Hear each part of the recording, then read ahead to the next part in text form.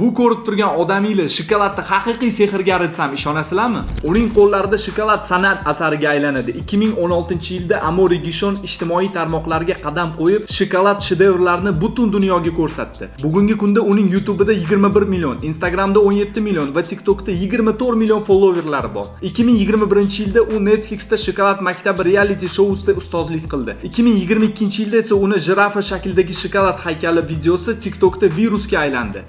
2024-yilda qo'shiqchi Rihanna undan A$AP Rocky'ning Lego shokolad haykalini so'radi va Amaury buni a'lo darajada bajardi. 2025-yilda Amaury o'zining The Pastry Academy onlayn akademiyasini ochdi. Qandolat san'ati bo'yicha jahon kubogi finalida faxriy prezident sifatida ishtirok etdi. Amaury Guichon shokolad tayyorlashdan ortiqroq narsa qiladi. U butun dunyoga sehrli va unutilmas emotsiyalar ulashadi. Nima deb o'ylaysizlar? O'zbekistonda ham o'zini shunaqa formati va stiliga ega qandolatchilar bormi? Agarda bilsanglar, albatta ularni belgilab ketinglar.